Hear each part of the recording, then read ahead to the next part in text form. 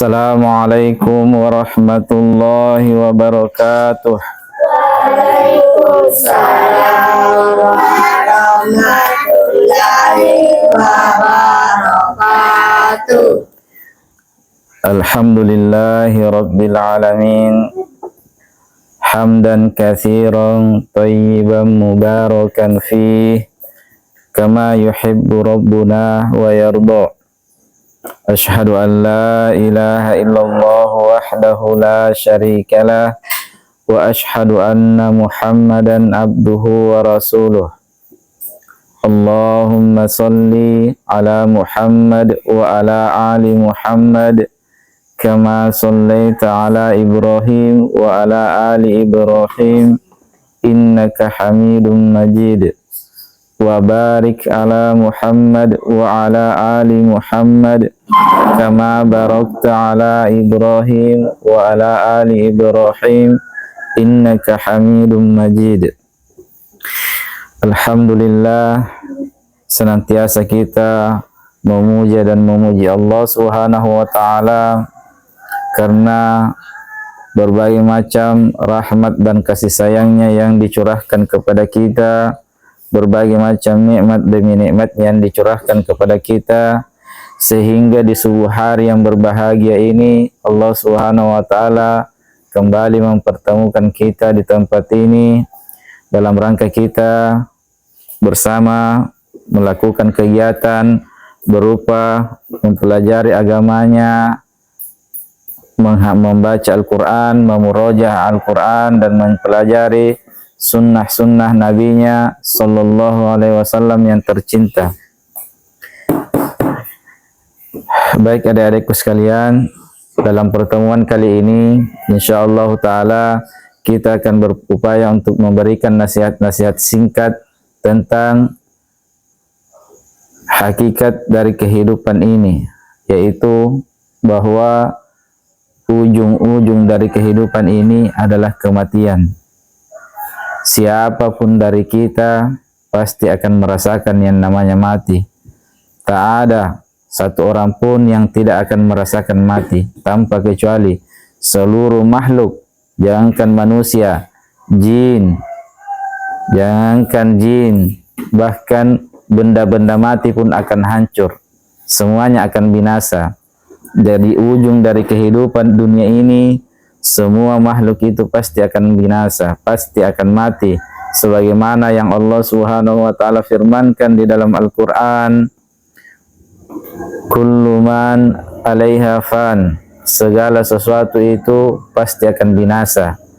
Wa yabqa wajhi rabbika dzil jalali wal ikram, dan yang tetap kekal hanyalah wajah Tuhanmu.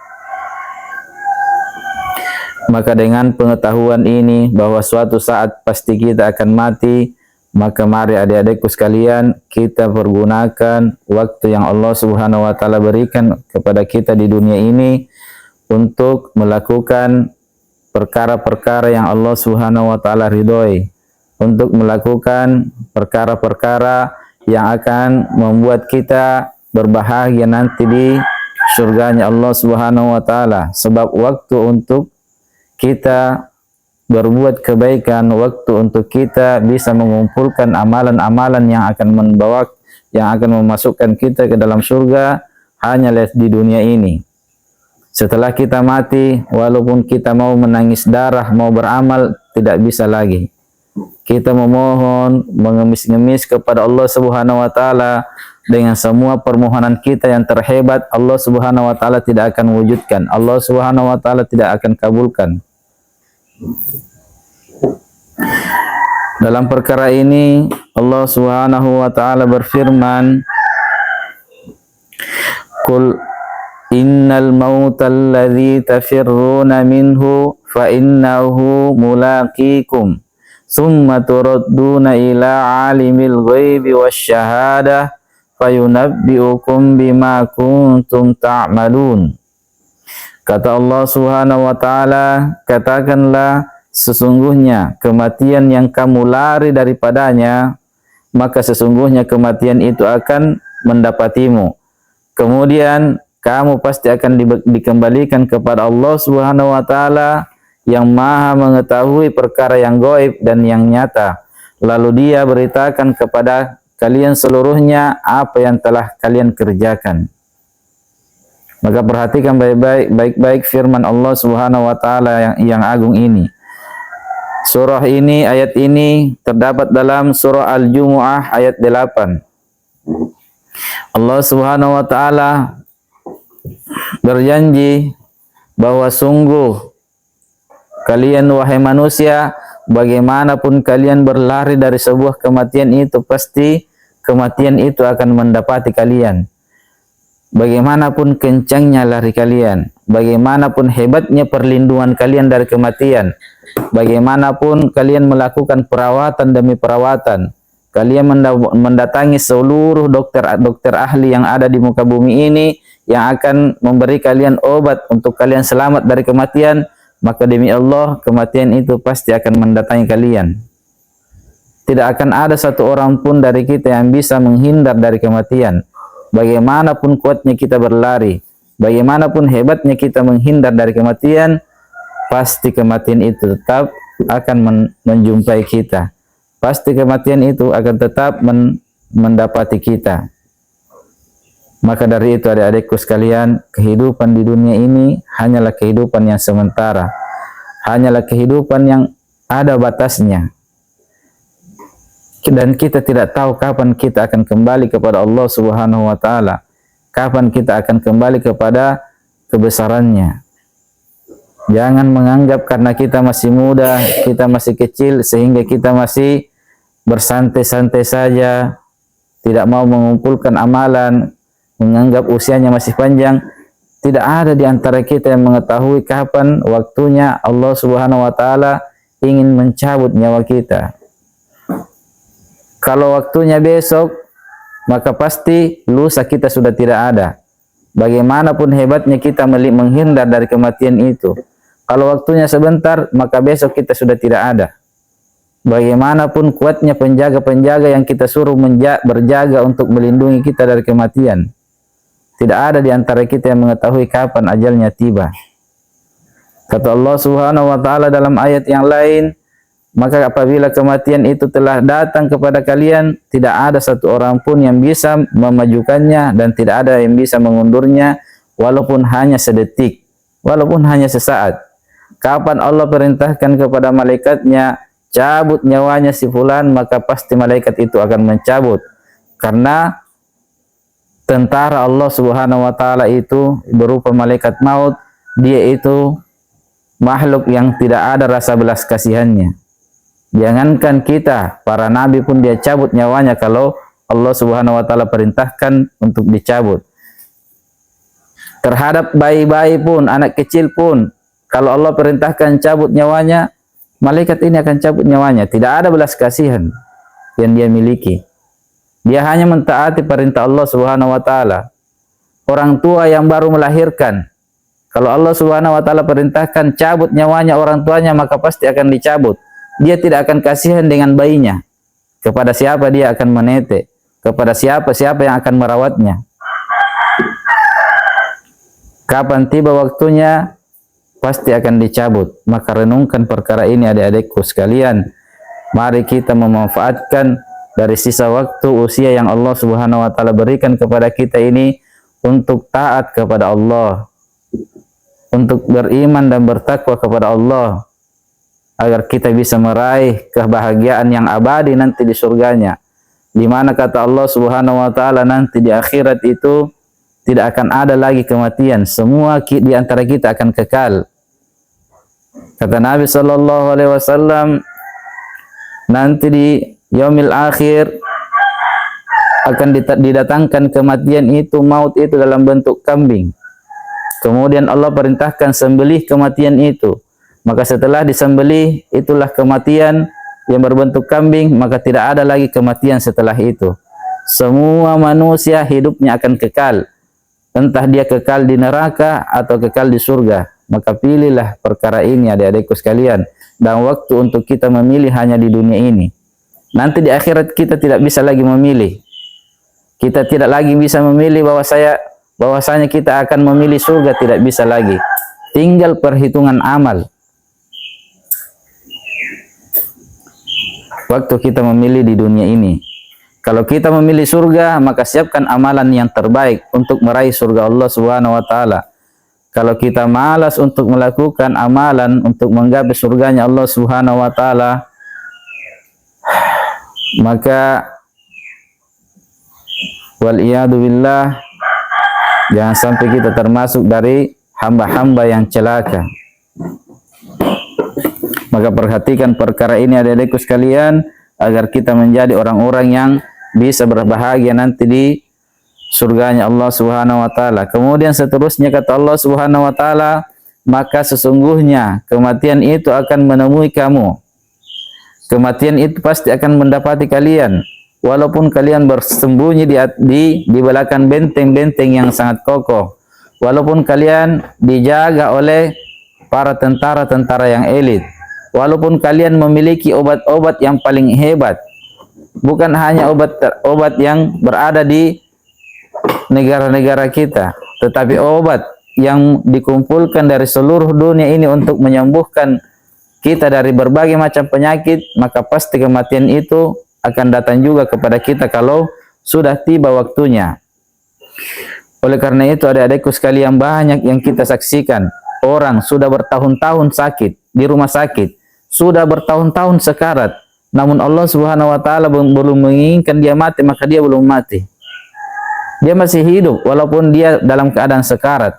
Kita sering menyaksikan orang-orang tua kita, tetangga-tetangga kita, mereka sudah lama sekarat namun belum diambil oleh Allah Subhanahu wa taala karena belum tiba ajalnya.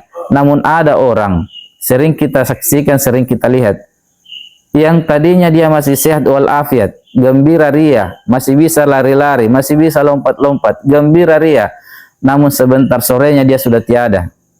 Allah Subhanahu wa taala sudah cabut nyawanya. Oleh karena itu adik-adikku sekalian, ajal itu tidak menentukan dari kesehatan, atau kesehatan itu tidak menentukan bahwa ajal kita masih panjang. Ajal itu sudah Allah Subhanahu wa taala tetapkan dari setiap makhluknya, dan tidak ada seorang pun yang mengetahui ajalnya, kapan dia akan datang, kapan ajal itu akan tiba kepada pemiliknya. Oleh karena itu yang bisa kita lakukan adalah terus mempersiapkan bekal, terus mempersiapkan diri untuk menghadapi kematian, dan terus mempersiapkan bekal untuk kita bisa melakukan perjalanan yang sangat panjang setelah kematian. Karena perjalanan ketika itu betul-betul melelahkan. Nanti di padang mahsyar, di yaumil akhir, kata Nabi sallallahu alaihi wasallam, akan ada orang yang keringatnya sampai pergelangan kakinya, ada orang yang keringatnya sampai lututnya, ada yang sampai pinggangnya, ada yang sampai lehernya, berkeringat sampai leher. Bahkan ada manusia yang ditenggelamkan dengan keringatnya. Kenapa? Karena dia ketika itu sudah mengetahui, sadar betul bahwa amalan yang dia kumpulkan di dunia ini tidak akan bisa menyelamatkannya di hari itu. Sehingga dia pun ketakutan dengan ketakutan yang sangat besar. Dia sudah melihat kebesaran dan keagungan Allah Subhanahu wa taala ketika itu, sehingga keringatnya menenggelamkan dirinya. Betapa besarnya huru-hara pada hari itu adik-adikku sekalian. Sampai-sampai kata Nabi sallallahu alaihi wasallam, saking mengerikannya perkara yaumil akhir itu, setiap manusia itu akan dibangkitkan dalam keadaan telanjang, tanpa busana, sehelai benang pun, tidak ada pakaian. Kita nanti di yaumil akhir tidak dibangkitkan dalam keadaan tidak memiliki pakaian, sebagaimana kita dilahirkan ke dunia ini tidak memiliki pakaian walaupun hanya satu lembar benang. Nanti akan dibangkitkan seperti itu juga. Kemudian kata Aisyah, istri Nabi sallallahu alaihi wasallam, ibunda kita, beliau mengatakan, ya Rasulullah, kalau begitu kita akan saling melihat. Antara satu yang sama yang lain, kita akan melihat auratnya perempuan dan mereka juga akan melihat kita. Maka kata Nabi sallallahu alaihi wasallam kepada Aisyah radhiyallahu taala anha, ya Aisyah, sungguh perkara ketika itu perkara yang betul-betul menakutkan, mengerikan, sehingga tak ada satu orang pun yang berpikiran untuk melihat satu dengan yang lainnya. Setiap orang ketika itu akan sibuk dengan dirinya masing-masing, sibuk dengan melihat amalannya, sibuk dengan keadaannya, sibuk memikirkan apa yang akan terjadi untuk dirinya selanjutnya. Apakah dia termasuk hamba yang akan selamat dari neraka, ataukah dia termasuk hamba yang akan diterjunkan ke dalam neraka, dicelupkan ke dalam neraka, waliyadzubillah. Karena besarnya huru-hara hari itu, karena besarnya perkara hari itu. Melihat artis pun di hari itu, artis yang paling hebat, yang paling kita sukai, yang paling gagah, yang paling cantik, tidak akan sempat kita melihat bagian sedikit pun dari tubuhnya karena besarnya perkara itu. Semua manusia berada dalam ketakutan. Semua manusia berada dalam kondisi berharap, takut dan berharap semoga dia bisa selamat. Ini berita yang disampaikan oleh Nabi Sallallahu Alaihi Wasallam. Adik-adikku sekalian, maka perhatikan perkara ini. Kemudian selanjutnya Allah Subhanahu Wa Taala mengatakan, kemudian kalian seluruhnya akan kembali kepada Allah Subhanahu Wa Taala. Kalian semuanya tanpa kecuali, kalian pasti kembali kepada Allah.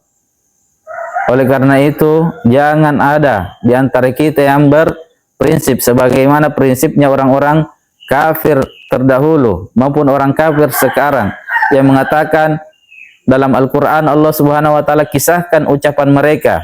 Kata Allah,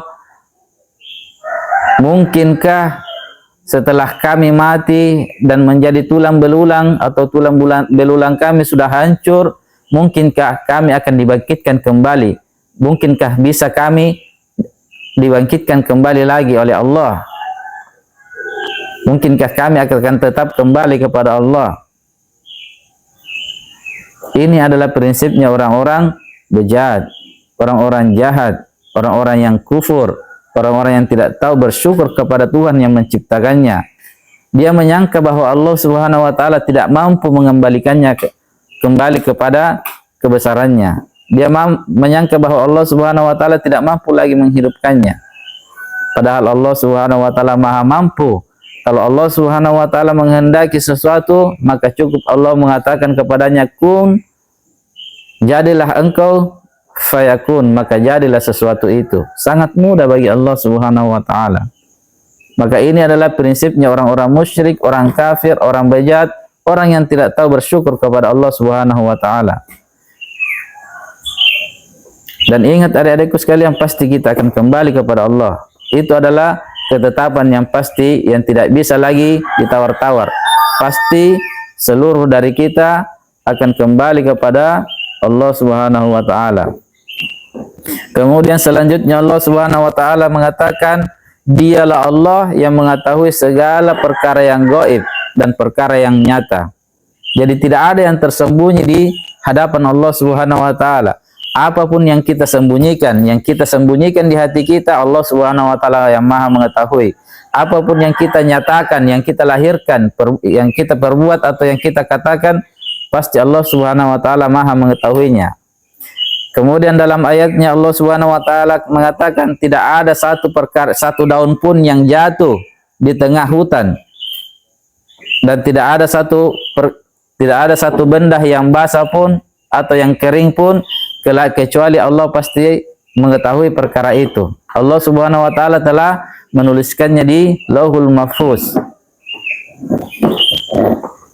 Tidak ada satu perkara yang basah maupun yang kering. Adakah sesuatu yang bisa terlepas dari yang basah dan yang kering? Tidak ada sesuatu pun yang terlihat oleh mata kita, yang tidak terlihat oleh mata kita, kecuali semuanya itu Allah Subhanahu Wa Taala maha mengetahuinya.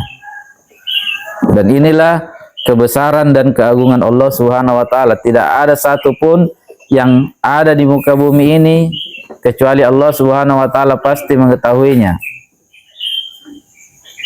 Allah Subhanahu Wa Taala maha mengetahui akan segala sesuatu. Kemudian yang terakhir adik-adikku sekalian yang perlu kita pahami, Allah Subhanahu Wa Taala berfirman, aina ma takunu yudrikumul maut walau kuntum fi burujim musyayyadah. Kata Allah Subhanahu Wa Taala, dan di mana saja kamu berada wahai manusia, maka kematian itu pasti akan mendatangi kamu, kendati pun kamu berada dalam benteng-benteng yang sangat kokoh.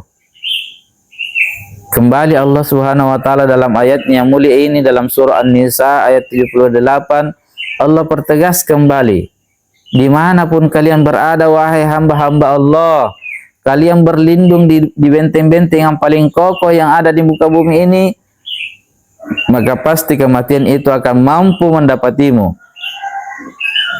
Kamu berada di lautan, kematian itu akan bisa menjumpaimu di lautan. Kalian berada di daratan, di gunung, di pegunungan, atau kalian berada di atas udara, tetap kematian itu bisa mendapatimu. Pasti kalian akan ditemukan oleh kematian itu. Kendati pun kalian berada dalam sebuah benteng yang paling kokoh. Maka ini adalah ayat-ayat Allah Subhanahu wa taala yang mulia yang Allah Subhanahu wa taala beritakan kepada kita. Mari kita adik-adikku sekalian untuk senantiasa kita mengingat perkara ini agar dengannya kita bisa mengumpulkan amalan yang terbaik kita guna untuk berjumpa dengan Allah Subhanahu wa taala. Kita dengan mengingat kematian, kita bisa senantiasa bertaubat kepada Allah Subhanahu wa taala, melakukan amalan-amalan soleh yang dengannya kita persiapkan untuk berjumpa dengan Allah Subhanahu wa taala. Semoga apa yang kita sampaikan dari nasihat yang singkat ini bisa memberi manfaat untuk kita seluruhnya.